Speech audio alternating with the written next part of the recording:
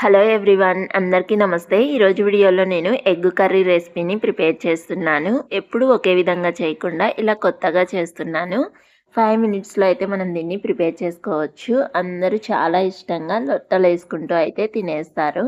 ముందుగా దీనికోసం స్టవ్ వెలిగించుకొని ప్యాన్ పెట్టుకొని 3 స్పూన్ల ఆయిల్ వేసుకొని ఇది కొంచెం హీట్ అయ్యాక దీనిలోకి 2 పెద్ద సైజు ఉల్లిపాయలని చిన్న ముక్కలుగా కట్ చేసుకొని యాడ్ చేశాను.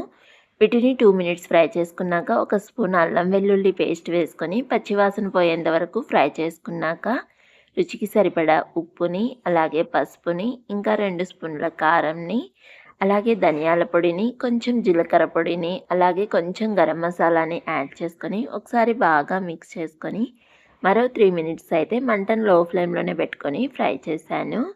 ఆ తర్వాత ఈ ఉల్లిపాయ మిశ్రమం మొత్తం అయితే ప్యాన్ అంతా స్ప్రెడ్ చేసుకున్నాక దీనిలోకి 2 ఎగ్స్ని అయితే పగలగొడుతున్నాను. ఈ ఎగ్స్ని అయితే మనము ఇప్పుడే ఏమీ కదల్చకుండా మూత పెట్టేసి ఒక 4 మినిట్స్ అయితే మంటను లో ఫ్లేమ్లోనే పెట్టుకొని ఫ్రై చేసుకుందాము. 4 మినిట్స్ తర్వాత అయితే వీడియోలో చూపిస్తున్నట్లుగా కొంచెం ఒక పక్క కట్ చేసుకొనేసి ఇంకో సైడ్ కూడా తిప్పుకొని ఫ్రై చేస్తున్నాను. ఇలాగా దీన్ని ఒక 2 మినిట్స్ ఫ్రై చేసుకున్నాక పైనుంచి కొంచెం కొత్తిమీరని చల్లుకొని ఇంకో సైడ్ కూడా తిప్పుకొనేసి ఫ్రై చేసుకోవాలి.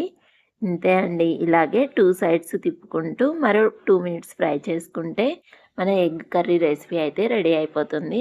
ఆ తర్వాత స్టవ్ ఆఫ్ చేసుకొని వేడివేడి అన్నంలోకి సర్వ్ అవుట్ చేసుకొని తినేయడమే. చాలా ఈజీ కదా. వీడియో నచ్చితే please like, share and subscribe. Bye bye.